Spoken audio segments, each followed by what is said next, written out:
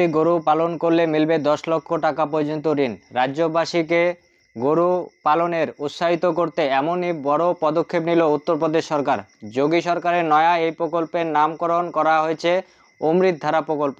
শুধু তাই নয়, বেওয়ারিশ গরুকে সংরক্ষণ করতে সদ্য পেশ হওয়া বাজেটে 2000 কোটি টাকা বরাদ্দ করা হয়েছে।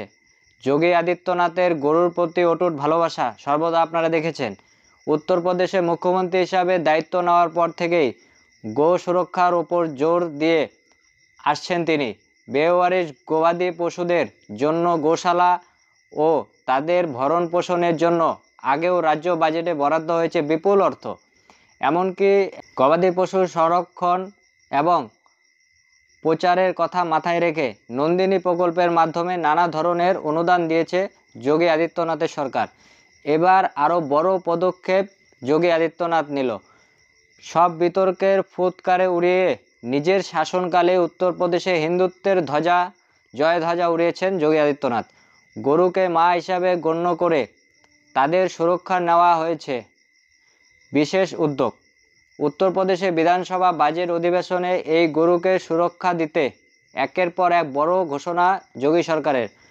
গো পালনে উৎসাহিত তো বটেই, সরকারের দাবি অনুযায়ী এই প্রকল্পের মাধ্যমে উত্তরপ্রদেশকে জৈব পদ্ধতিতে চাষের অন্যতম হাব হিসাবে গড়ে তুলতে হবে।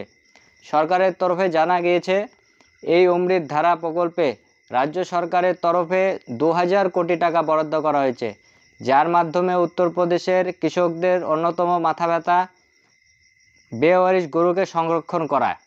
পাশাপাশি যারা 2 থেকে 10টি গরু পালন করবেন তাদের জন্য সরকার 10টি ব্যাংকের মাধ্যমে 10 লক্ষ টাকা পর্যন্ত সহজ শর্তে ঋণের সুবিধা দেবে।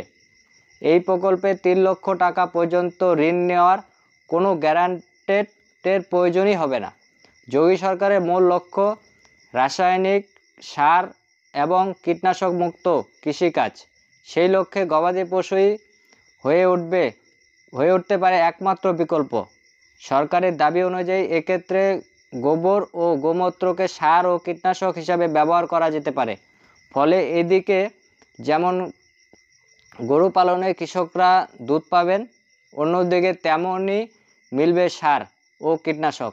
এর মাধ্যমে রাজ্যের গোশালাগুলিও স্বাবলম্বী হয়ে উঠতে পারে।